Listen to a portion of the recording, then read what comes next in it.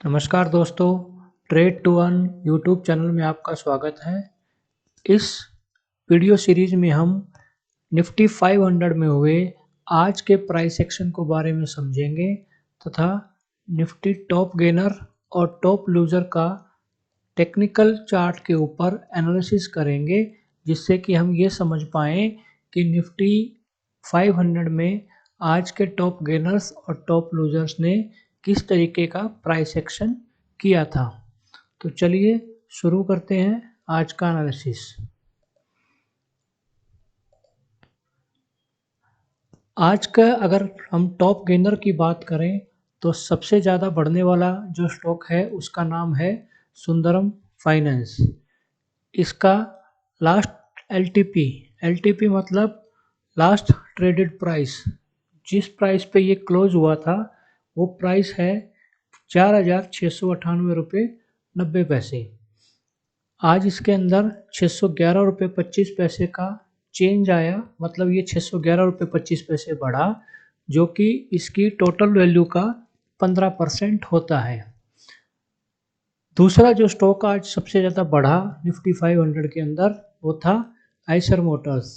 इसका एलटीपी है 5308 रुपये, जो चेंज है वो है 422 रुपये 80 पैसे, और परसेंटेज चेंज की बात करें तो 8.7% ये बढ़ा है। तीसरा स्टॉक जो है ये बजाज ग्रुप का बजाज फिनसर्व, 1765 रुपये इसका एलटीपी है और ये 124 रुपये 25 पैसे बढ़ा, जो कि इसका 7.9% होता है। जो चौथा स्टॉक है वो चोलामंडलम फाइनेंस होल्डिंग्स है, 1504 रुपये 80 पैसे इसका एलटीपी है, 105 रुपये ये बढ़ा है, जो कि इसका 7.5% होता है। पांचवा जो सबसे बढ़ने वाला शेयर है वो चोला फाइनेंस है। ये दो अलग अलग कंपनियां हैं, ये चोलामंडलम फाइनेंस होल्डिंग है और ये चोला फाइनेंस कंपनी है। ये 1271 रुपये 50 पैसे इसका एलटीपी है, 87 रुपये 15 पैसे की इसमें इंक्रीज हुआ और 7.4% जो कि इसके टोटल एलटीपी का बनता है। तो देखिए दोस्तों, प्राइस स्टॉक मार्केट के अंदर एक दिन में अच्छा खासा मूवमेंट आ जाता है। 15%, 8.5%, 8%, 7.5%, 7.5%, ये एक दिन की मूवमेंट है। अगर हमने ये मूवमेंट कैच कर ली, अगर हमने इसकी आधी भी कैच कर ली तो भी हमें ठीक ठाक मुनाफा हो सकता है। चलिए इसकी एनालिसिस को शुरू करते हैं और सबसे पहले देखते हैं सुंदरम फाइनेंस के ऊपर को। ये सुंदरम फाइनेंस का चार्ट है।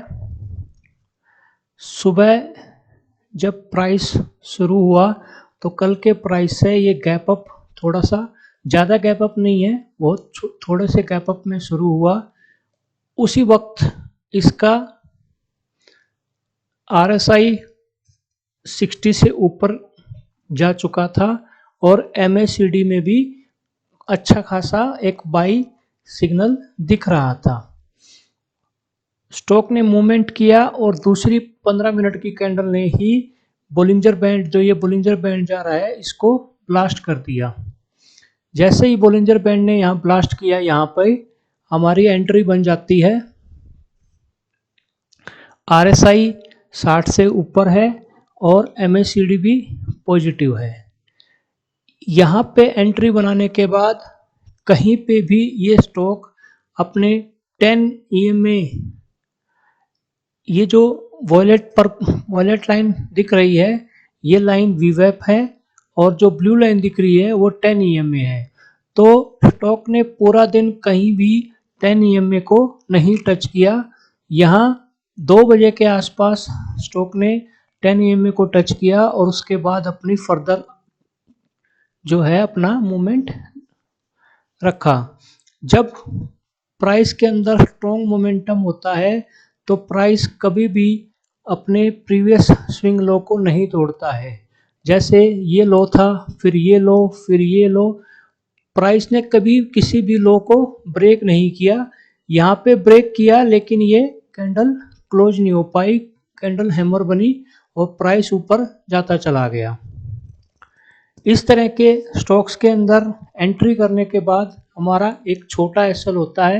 ये हमारा एसएल ये इस लाइन प्रीवियस डे के लो के नीचे होगा और हमें 1:2 और 1:3 का रिस्क रिवार्ड बड़ी आराम से मिल सकता था।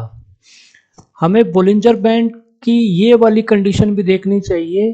अगर बोलिंजर बैंड पतला हो गया है और वॉल्यूम बिल्कुल ड्राई हो गया है तो मान के चलिए कि स्टॉक के अंदर एक बड़ी मूवमेंट ड्यू है, वो बड़ी मूवमेंट कभी भी आ सकती है। चलिए दूसरा स्टॉक देखते हैं। दूसरा जो बढ़ने वाला स्टॉक था वो आइसर मोटर था। आइसर मोटर की भी ओपनिंग बिल्कुल फ्लैट थी, सेम वही कंडीशन थी। पहले दिन कोई खास वॉल्यूम नहीं था, लेकिन इसका आरएसआई जो है वो 60 से ऊपर था। आरएसआई 60 से ऊपर था और एमएसीडी भी पॉजिटिव सिग्नल दे रहा था। तो जैसे ही ये स्टॉक कल के हाई, ये इसका कल का हाई है, जैसे ये स्टॉक कल का हाई ब्रेक करे हमें एंट्री ले लेनी चाहिए इस कैंडल के पास। मैं थोड़ा क्लियर करके दिखाता हूँ। इस कैंडल पे हमारी एंट्री बनती है जिसने कल का हाई ब्रेक किया है और हमारा स्टॉप लॉस जो है बहुत छोटा बनेगा। ये जिस कैंडल पे हमने एंट्री ली और आज की जो ओपनिंग है उसके नीचे हमारा स्टॉप लॉस होगा, लेकिन अगर स्टॉप में मोमेंटम है तो वो वीवेक के साथ चलता चलता एक बड़ी अच्छी खासी मूवमेंट हमें देता है।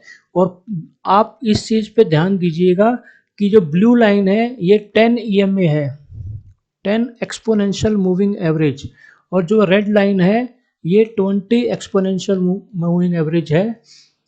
तो पूरा दिन इसने ना 10 EMA को क्रॉस किया और ना 20 EMA को क्रॉस किया। जब प्राइस के अंदर बहुत ही स्ट्रॉन्ग मूवमेंट आती है तो प्राइस इसी तरीके से बिहेव करता है। तीसरा स्टॉक जो इसमें था वो था बजाज फाइनेंस, बजाज फिनसर्व। ये स्टॉक भी बड़ा अच्छा इसने मूवमेंट दिखाई। पहले ही कैंडल में ये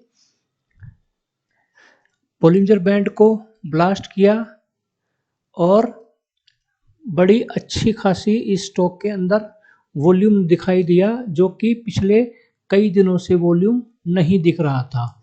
इतना अच्छा वॉल्यूम आने के बाद प्राइस में बड़ा पैसा एंटर करता है और साथ के साथ आरएसआई भी इसका ज़्यादा है और 60 से ज़्यादा है इसका आरएसआई, और एमएसीडी में भी एक पॉजिटिव इंडिकेशन हमें दिखाई दे रही है। ठीक उसी तरीके से जिस तरीके से बाकी स्टॉक थे, स्टॉक में मूवमेंट आने के बाद हम कहीं भी इसके क्लोजिंग पे या इसके हाई पे एंट्री ले सकते हैं। इसका एसएल थोड़ा सा बड़ा था तो उसी के हिसाब से हमें इसका टारगेट भी बड़ा रखना चाहिए, या फिर सिंपली हमें ये 20 EMA पे अपना एसएल को ट्रेल करते रहना चाहिए। फिर आज का जो चौथा स्टॉक था वो था चोलामंडलम फाइनेंशियल होल्डिंग। देखिए आप एक पैटर्न को देख रहे होंगे कि जब भी स्टॉक मूव करता है, बोलिंजर बैंड को ब्लास्ट करके ही मूव कर रहा है, और उससे पहले 1-2 दिन स्टॉक में बड़ी शांत मूवमेंट होती है।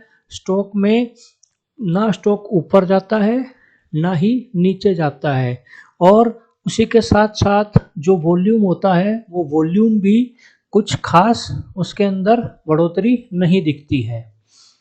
ये तो शुरुआती सिग्नल हुए, लेकिन आज की जो पहली कैंडल बनी वो बोलिंजर बैंड को ब्लास्ट करते हुए आरएसआई, देखिए हमारी सिंपल सा सेटअप है। बोलिंजर बैंड ब्लास्ट हुआ, आरएसआई 60 से ऊपर हुआ और एमएसीडी में पॉजिटिव इंडिकेशन आए तो हमें एंट्री ले लेनी है।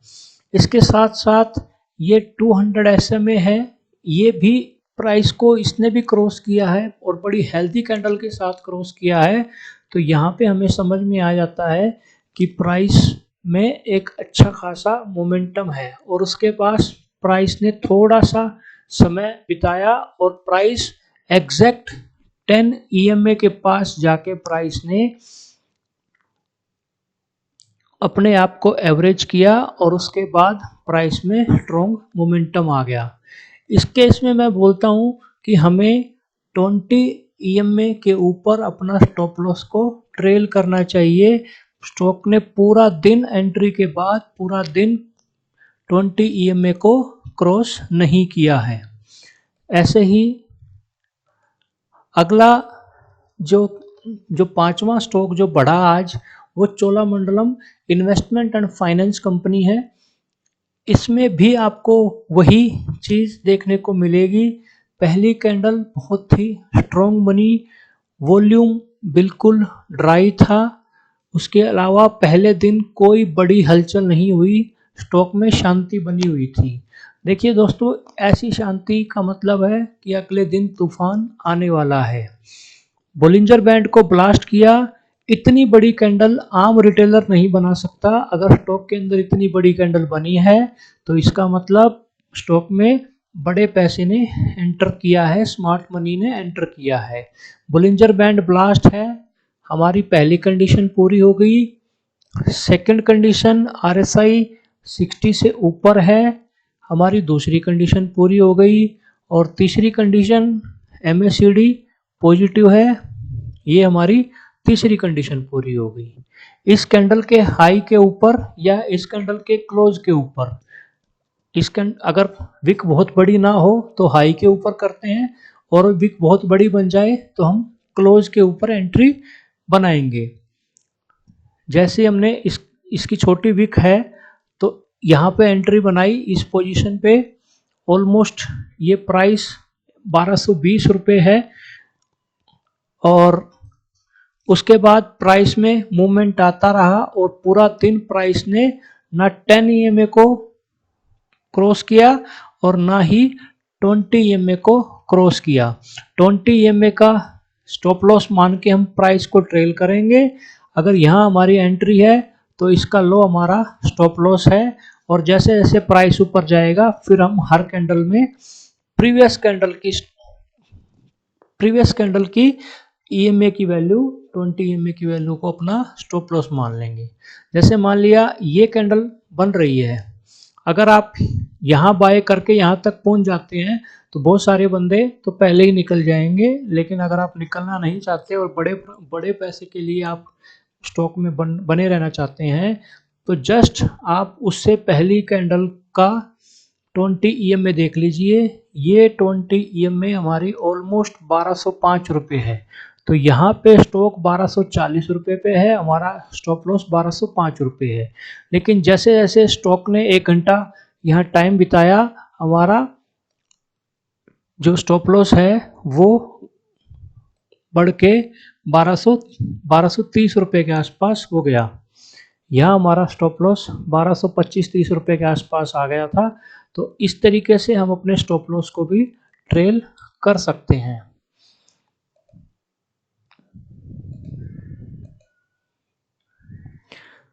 चलिए अब बात कर लेते हैं आज के टॉप लूजर्स की। आज मार्केट में बहुत ही अच्छा मूवमेंट आया था, प्लस साइड मूवमेंट आया था और निफ्टी और बैंक निफ्टी दोनों 1.5% के आसपास से ज़्यादा की मूवमेंट करी है। तो अगर निफ्टी और बैंक निफ्टी 1.5% प्लस जाएंगे तो ऑब्वियस ही बात है कि गेनर्स काफ़ी ज़्यादा होंगे और लूजर्स बहुत कम होंगे। फिर भी क्योंकि मार्केट है, गेनर्स और लूजर्स बने रहते हैं। तो आज का जो टॉप गेनर है निफ्टी 500 का, वो पेट्रोनेट LNG है। 327 रुपये 75 पैसे इसका LTP है। 19 रुपये 85 पैसे इसमें प्राइस डाउन आया और जो कि इसके प्राइस का 5.7% होता है। दूसरा गिरने वाला जो टॉप स्टॉक है वो वी गार्ड इंडस्ट्रीज है। 429 रुपये 45 पैसे इसका LTP है। 17 रुपये 10 पैसे ये प्राइस, इसका प्राइस डाउन आया, जो कि 3.8% होता है। तीसरा स्टॉक जो है, जो आज सबसे ज़्यादा गिरा निफ्टी 500 के अंदर, वो है सुज़लोन एनर्जी। 62 रुपये 92 पैसे इसका LTP है और 2 रुपये 41 पैसे का इसमें चेंज आया, जो कि इसके प्राइस का 3.7% होता है। चौथा जो स्टॉक है क्रिसिल है। क्रिसिल हमारे कल वाले वीडियो में भी है। अगर किसी को कल वाला वीडियो देखना है तो वो हमारे चैनल पे जाके कल वाला वीडियो देख सकता है। तो क्रिसिल कल भी हमारे टॉप लूजर्स में आया था। इसका प्राइस 6,186 रुपये 30 पैसे है। इसमें जो डाउन आया वो 222 रुपये 35 पैसे का आया, जो कि इसकी वैल्यू का 3.5% होता है। चौथा जो गिरने वाला स्टॉक था वो एंडोरेंस टेक्नोलॉजीज था। 2,185 रुपये 80 पैसे इसका LTP है। 77 रुपये 15 पैसे का इसमें डाउनफॉल आया, और जो कि इसकी वैल्यू का 3.4% बनता है। चलिए एक बार हम इन टॉप लूजर्स को भी एनालाइज कर लेते हैं। पहला जो इसमें टॉप लूजर था वो पेट्रोनेट LNG है। मार्केट ओपन हुई एक बहुत बड़ी रेड कैंडल के साथ, प्राइस ने डिप मारा। जब नॉर्मली इतनी बड़ी रेड कैंडल बन जाती है तो मैं सलाह देता हूँ कि हमें थोड़ा इंतज़ार करना चाहिए प्राइस को, वरना प्राइस वापस भी आ सकता है। RSI 40 के नीचे थी और MACD में भी नेगेटिव क्रॉसओवर हो चुका था। ये भी नेगेटिव सेंटिमेंट्स दे रहा था। उसके बाद प्राइस में लगातार गिरावट आती रही। ATM में ऑलमोस्ट 12 बजे के आसपास प्राइस ATM के पास 10 EMA के पास आई, और उसके बाद प्राइस में प्रॉफिट बुकिंग आई और प्राइस कहीं जाके 327 रुपये 55 पैसे पे बंद हुआ। लेकिन प्राइस में जो गिरावट थी वो ऑलमोस्ट 318 रुपये के आसपास प्राइस में, यहाँ से और बड़ी गिरावट थी, लेकिन क्योंकि मार्केट स्ट्रॉन्ग थी तो ये गिरावट जो है खरीदारी में कन्वर्ट हुई और थोड़ा कम गिरावट इसके अंदर दर्ज की गई। सेकंड जो आज का टॉप लूजर था वो वी गार्ड इंडस्ट्रीज है। ये इलेक्ट्रिकल कंपोनेंट में ये कंपनी काम करती है। अच्छा खासा एक रेड कैंडल बनी, नीचे से विक भी बनी। विक का मतलब नीचे से इसमें बाइंग भी आई, लेकिन अगली कैंडल में ऊपर से विक बन के ये बाइंग को वाइप ऑफ कर दिया। क्योंकि नीचे का बोलिंजर बैंड ब्लास्ट हो रहा था, हमें इंतज़ार करना है कि ऑलमोस्ट जब वो 40 से नीचे RSI चली जाए तो उसके बाद हम उसमें एक एंट्री बना सकते हैं। MACD तो पहले से ही वीक था, तो प्राइस में एक नेगेटिव सेंटिमेंट बना रहा, और जिसने प्राइस को जो है एक ऊपर के लेवल से काफ़ी नीचे तक पुश कर दिया। इसे हम नेगेटिविटी नहीं कहेंगे, क्योंकि प्राइस में कल अच्छा खासा मूवमेंट अपसाइड की तरफ आया था, तो आज हम उसकी प्रॉफिट बुकिंग बोल सकते हैं। स्टॉक के अंदर ऐसी कोई कमी नहीं है। स्टॉक बड़ा अच्छा, कंपनी बड़ी अच्छा ही कारोबार कर रही है, लेकिन फिर भी हम इंट्राडे बेस पे देख रहे हैं तो इंट्राडे बेस पे इसमें अच्छी खासी प्रॉफिट बुकिंग आई है। तीसरा जो स्टॉक जो आज सबसे ज़्यादा गिरा, उसमें भी प्रॉफिट बुकिंग आई है। पहली कैंडल बहुत बड़ी बनी, लेकिन इसे सिर्फ प्रॉफिट बुकिंग ही कहेंगे, क्योंकि कल मार्केट में जाते जाते एक अपर सर्किट लग गया था। आज प्राइस ऊपर खुला तो यहाँ पर प्राइस में प्रॉफिट बुकिंग आई, और उसी प्रॉफिट बुकिंग के कारण से प्राइस स्टॉक नीचे गिरा। वरना कुछ भी, ना तो कोई बोलिंजर बैंड ब्लास्ट हुआ, ना जैसे हम बोलते हैं प्राइस में पहले मूवमेंट आई हुई थी, प्राइस में जो है वॉल्यूम भी था। तो इस वजह से ये सिर्फ प्रॉफिट बुकिंग है और कुछ नहीं है स्टॉक के अंदर। अगला जो स्टॉक है उसमें भी आज प्रॉफिट बुकिंग आई है, क्योंकि आज मेन इंडेक्स दोनों प्लस थे तो गिरने वाले स्टॉक बहुत कम हैं और उनकी गिरावट भी बहुत थोड़ी है। कल स्टॉक में एक बड़ी मूवमेंट आई थी। आज की वीडियो में भी मैंने बोला कि प्राइस बिल्कुल एक रेंज में बना रहना चाहिए, उसके बाद प्राइस में या तो एक बड़ी अच्छी खासी मूवमेंट आती है अप साइड में या फिर डाउन साइड में एक मूवमेंट आती है। जैसा कि हमारा जो है सेटअप है, बोलिंजर बैंड ब्लास्ट हुआ लेकिन यहाँ पे 40 से नीचे गया नहीं, ये हमारी सेलिंग की टेरिटरी में आया नहीं, बिल्कुल बहुत बाद में ये आया इस कैंडल के पास। लेकिन हम 2 बजे के बाद इंट्राडे ट्रेड नहीं करते हैं, वो ट्रेड नहीं करनी चाहिए।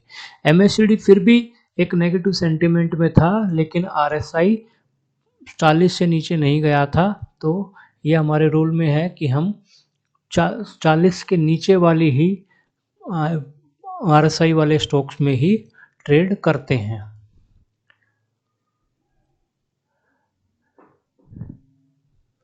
जो आज का आखिरी स्टॉक था वो भी प्रॉफिट बुकिंग का ही शिकार हुआ। कल स्टॉक में बहुत अच्छी अपसाइड मूवमेंट आई थी, तो आज जैसे मार्केट खुली स्टॉक में प्रॉफिट बुकिंग आई जिसने स्टॉक को काफ़ी नीचे तक गिराया। लेकिन जैसे मैंने बोला कोई बोलिंजर बैंड ब्लास्ट नहीं हुआ, कोई RSI डाउन नहीं हुआ और MACD भी कहीं इस कैंडल के आसपास जाके ही जो है वो नेगेटिव सेंटिमेंट में आई थी। तो इसे हम इंट्राडे लेवल पे सेल नहीं कर सकते ऐसे स्टॉक्स को। सिर्फ हमें इन स्टॉक से सीखना चाहिए कि 200 प्राइस कहाँ तक आया, 200 SMA तक आया प्राइस, इसको टच किया और फिर प्राइस ऊपर चला गया। तो ये हमारे सेलिंग क्राइटेरिया में तो नहीं आता, लेकिन फिर भी लर्निंग पर्पज के लिए अगर किसी स्टॉक में अच्छी खासी मूवमेंट आ जाए और उसके बाद प्रॉफिट बुकिंग आ जाए तो स्टॉक से निकल जाना बेहतर होता है।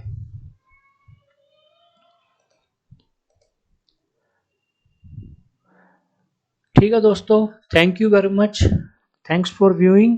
मैं आशा करता हूँ मेरी इस वीडियो से आपको कुछ सीखने को मिला होगा।